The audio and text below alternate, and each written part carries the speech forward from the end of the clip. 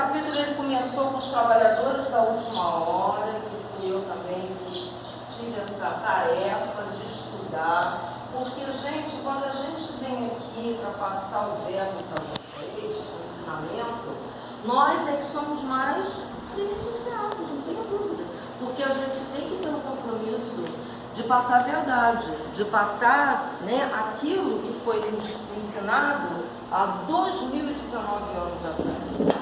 Então a gente tem que passar estudando, com bastante, vamos dizer assim, coerência, procurando trazer a mensagem na verdade.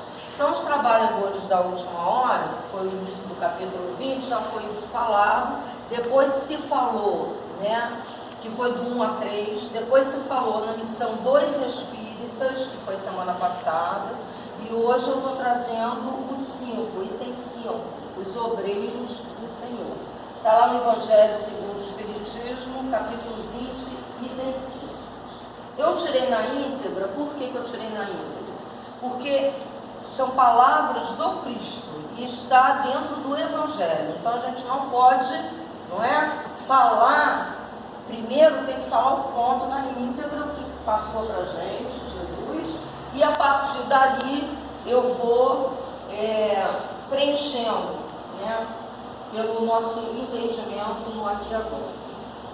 Então ele vem dizendo assim: aproxima-se o tempo em que se cumprirão as coisas anunciadas para a transformação da humanidade. Nós estamos nesse tempo. Nós estamos entrando no terceiro milênio. Nós estamos vivendo os 19 anos do século 21. Em pleno terceiro milênio. Então, segundo a doutrina espírita, nós estamos passando pela transformação planetária, que já vem sendo trazida desde o trabalhador da primeira hora. Porque esse ponto dos trabalhadores da vinha, quando começa o capítulo 20, os trabalhadores da vinha ou os trabalhadores da última hora, os primeiros foram os profetas. Então, desde aquele tempo, já vem se falando que os tempos são chegados. Os tempos são chegados. Olha quanto tempo já se passou falando que os tempos são chegados. Só que agora eles são chegados mesmo. Então, por quê? Aí continua: ditosos serão os que houverem trabalhado no campo do Senhor, com desinteresse e sem outro móvel, senão a caridade. E isso vale dizer, dentro da doutrina espírita, que vem como a terceira revelação, que ela chegou no tempo certo, no momento certo, porque tudo que Deus cria é perfeito. Então precisou haver uma evolução na ciência, precisou haver uma evolução na filosofia, uma evolução também no nosso intelecto e na nossa moral ética, para que a gente pudesse hoje absorver o dogma belo da reencarnação, que não é dogma religioso, não. A reencarnação, ela vai de encontro às nossas vidas necessárias, quantas forem, para que a gente possa chegar um dia no quilate de, vamos dizer assim, um espírito depurado, que nós ainda estamos bem distantes. Então, o que acontece? Deus, de tempos em tempos, Ele vai mandando precursores para poder já preparando o arado, para que até chegasse hoje, no momento atual que estamos vivendo, na nossa contemporaneidade. Então passamos, né, por esses profetas que foram os trabalhadores convidados para a primeira hora. Depois veio os sábios, chegou depois os filósofos. Então vamos imaginar, Sócrates, por exemplo, há 450 anos, mais ou menos, 500 anos antes de Jesus encarnar no planeta Terra, Sócrates já foi falando sobre a sobrevivência dos mundos, a imortalidade da alma, e falando que nós somos um ser espiritual imortal, que a nossa essência é a imortalidade, e que nós temos um ser que é carnal, é temporário, que vai se desgastar naturalmente quando o nosso fluido vital acabar. Ninguém aqui vai viver 200 anos.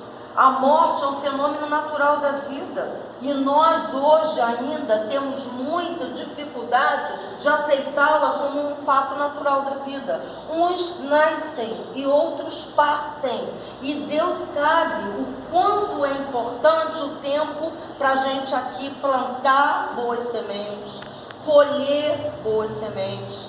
E nós, como reencarnacionistas e como espíritas, nós sabemos, acreditamos que existe a vida futura, mas isso já foi nos dito por precursores nessa vinha que Jesus convida nesse capítulo 20 os trabalhadores da última hora da sua vinha.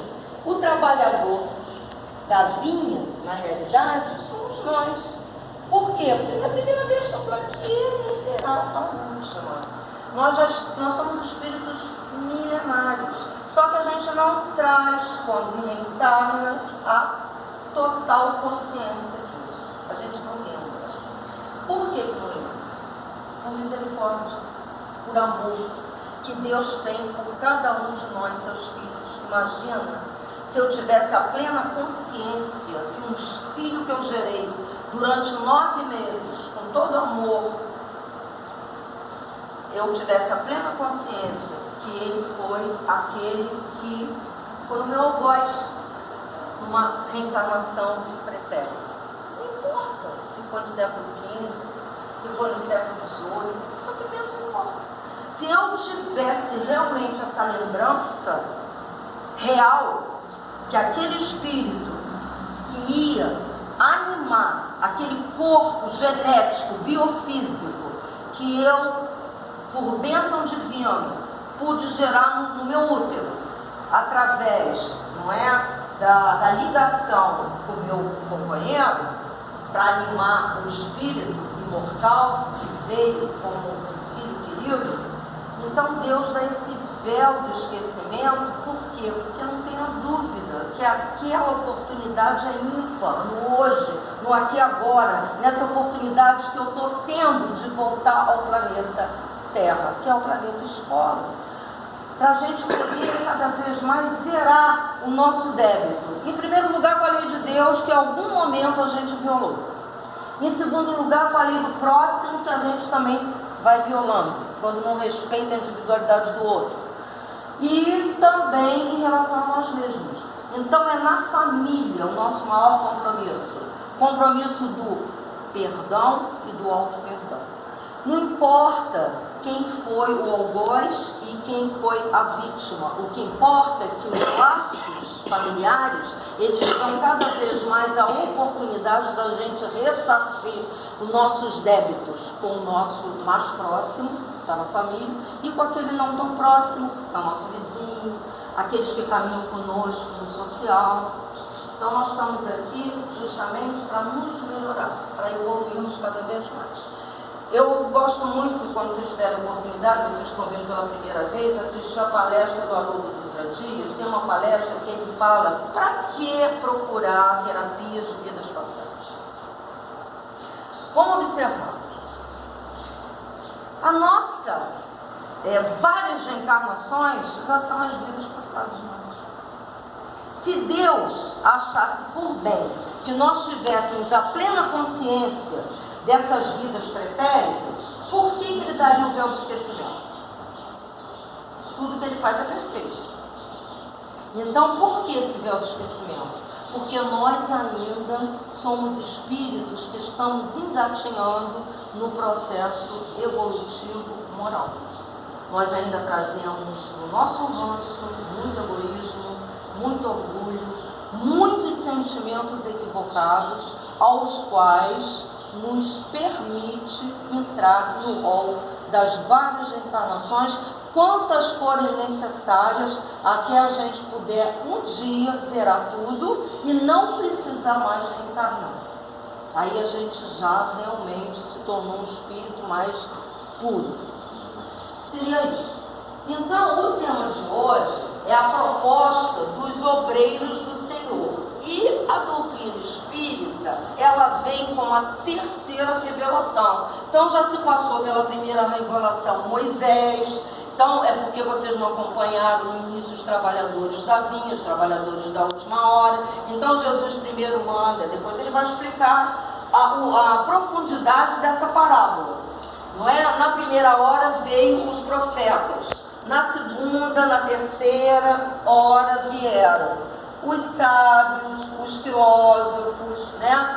Então eles já vieram preparando, porque tudo na vida é movimento, nada é estático, tudo é progressista e evolucionista. Se a gente só fica estático, se o nosso livre-arbítrio em determinado momento não quiser mais progredir, aí a escolha é individual e a responsabilidade é do indivíduo, porque Deus dá todas as oportunidades da gente se depurando, se melhorando, se tornando uma pessoa melhor, uma pessoa mais humanista, uma pessoa que se coloca no lugar do outro, uma pessoa que aprende a se amar, a se autoconhecer, a se autovalorizar e vivenciar isso de dentro para fora. Aí sim eu posso amar a quem quer que seja, até o filho querido, com verdade, sem máscaras. Por quê? Eu só posso dar o outro que eu tenho.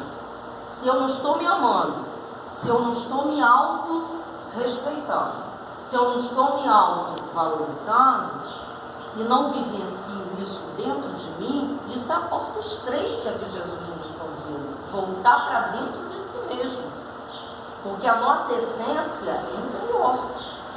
Então, caminhando aqui no ponto, vocês vão vendo como é importante a gente fazer uma reflexão profunda e um inventário moral. O que eu estou fazendo aqui? Qual o objetivo da minha vida? Eu sou feliz? Eu estou realmente sendo uma centelha, um co-criador do Pai? Estou ajudando de alguma maneira? Em primeiro lugar, a mim, isso não é egoísmo. Nós temos aí a mentora do Divaldo Pereira Franco, a grande psicóloga transpessoal, Joana de Anjos, que ela diz o seguinte: amar-se em primeiríssimo lugar, você entrar em plenitude com você mesmo. Auto-perdoar-se é você se permitir cada vez mais aceitar o seu lado luz e o seu lado sombra, porque nós temos os dois, ninguém aqui é 100% bom nem 100% mal. Nós estamos em construção. E às vezes desconstruir para reconstruir a resiliência. A gente tem que fazer isso, para que a gente possa vencer as nossas imperfeições ainda morais. Então o tema de hoje, ele vai falar exatamente isso. É a oportunidade, são os obreiros do Senhor, da vinha. Aquele que realmente está sendo cada vez mais espiritualizado e se afastando cada vez mais do materialismo, do mundo, que é maia, que é ilusão. E aí, se a gente se deixa envolver muito por essa ilusão temporal, a gente acaba esquecendo que a nossa essência é espiritual. E aí começa o processo dos desequilíbrios e a nossa saúde emocional começa a ficar bastante comprometida.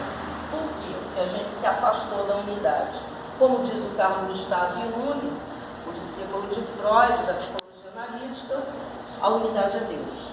Se eu me afasto da unidade, então eu entro no desespero. E aí a vida começa realmente a não ter mais significado para mim. Por quê? Porque eu estou na matéria, então eu sou dual. Eu sou o ter, matéria perecível, que um dia vai virar pó. E aí vem o grande Lavoisier e diz: na natureza nada se perde.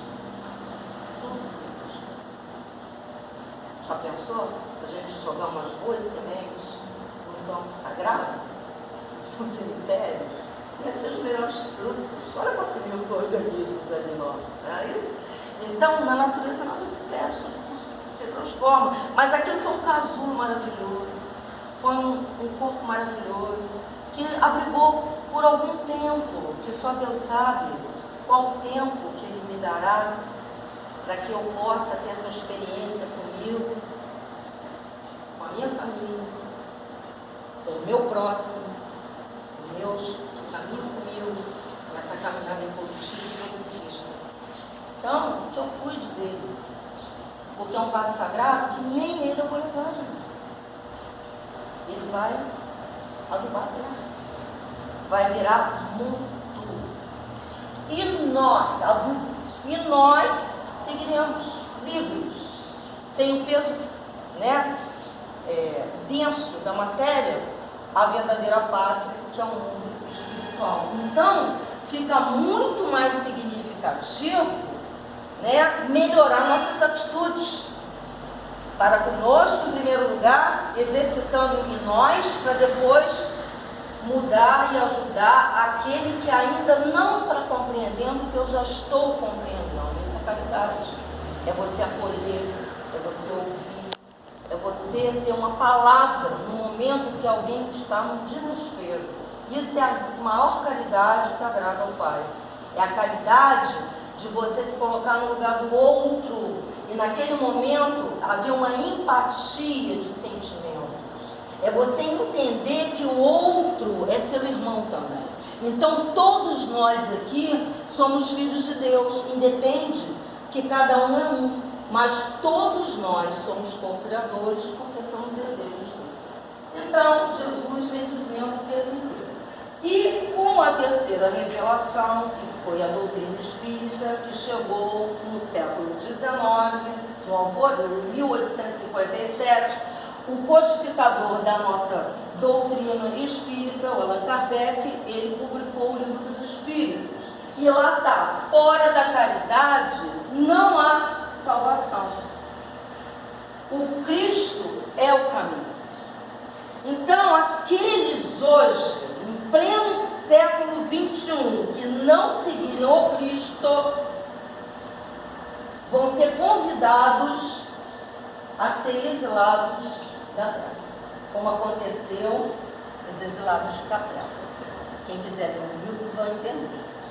E aqueles que realmente seguirem o Cristo, mesmo que sejam doses homeopáticas, que a gente é muito lento nesse processo evolutivo, mas que a gente tire da letra, do verbo, e comecemos a exercitar no dia a dia, na minha família, porque a caridade começa no lar, depois com os meus vizinhos, com o meu amigo, com os meus, até aqueles, entre aspas, que não são tão afinados assim comigo, mas quando eu começo a entender isso com mais profundidade e mais verticalizado ao psiquismo divino, eu começo a entender que não há inimigo, o que há é ignorância, é falta de conhecimento. Então, se eu já absorvi alguma clareza nesse conhecimento profundo, de estar alinhado a minha frequência mental aos bons sentimentos, aos sentimentos mais altruísticos, aos sentimentos e pensamentos mais positivos, o meu corpo é que vai agradecer, porque ele vai ter saúde, mente sã, corpo sã. Já falava, né, aí um grande também da antiguidade. Então, nós vamos observando e continuando. Seus dias de trabalho serão pagos pelo cêntuplo do que estiverem esperado. Isso ele está falando no hoje, os trabalhadores da última hora, nós. Ditosos, os que hajam dito a seus irmãos, abre aspas, trabalhemos juntos e unamos os nossos esforços, a fim de que o Senhor, quem é o Senhor? Deus, Criador do Universo, Suprema Inteligência, onisciente, onipresente, imaterial, que está no tudo e que está no todo, energia. Ao chegar, encontre acabada a obra. Porquanto o Senhor vos dirá, abre aspas, vinde a mim, vós que sois bons servidores, vós que soubestes impor silêncio e as vossas discórdias, a fim de que daí não viesse dano para a obra. A obra que ele está falando é o reino de Deus que a gente está criando dentro de nós. Jesus falava, o meu reino não é desse mundo. O reino de Deus não é nesse mundo. Mas naquela época, e nós estávamos lá, 2019 anos atrás, não importa se a gente estava do lado do Sinédrio, se a gente estava do lado do povo, se a gente estava junto com o discípulo, se a gente estava do lado do Romano, não importa, nós estávamos lá, e nós somos espíritos velhacos. Então, naquele tempo, a nossa inteligência era ainda muito debilitada, o nosso intelecto.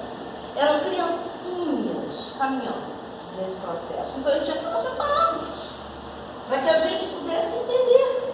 Ele falava da agricultura, ele usava os símbolos. As parábolas de Jesus, elas são belíssimas. Mas a gente hoje, em pleno século XXI, com todo esse avanço e com toda essa literatura e com toda essa internet, a gente só não se instrui se não quiser. Está tudo aí, certo? Então, ele vai continuando lá, né? Vinde a mim, vós que sois bons servidores, vós que soubeste impor silêncio às vossas rivalidades. Ele está falando de que isso? Vossas rivalidades, contendas, discórdias, conflito. Eu queria impor ao outro o que eu penso, o que eu sinto, o que eu acho. Prepotência, falta de respeito, de entendimento, de perceber que o outro é um indivíduo que tem desejo, que tem sentimento, que tem valores, é um ser humano como eu, que tem livre-arbítrio e que ele tem todo o direito de discordar de mim. E quando eu começo a entender que cada um tem o seu ritmo de evoluir, quer seja nas coisas intelectuais, quer seja nas coisas espirituais, aí eu vou parar de agir dessa forma, de querer impor ao outro que seja o que eu quero que ele seja. E aí eu vou aceitar pelo que ele é, não pelo que eu gostaria que ele fosse. E aí começa a haver justamente essa união, né? E essa rivalidade, as discórdias.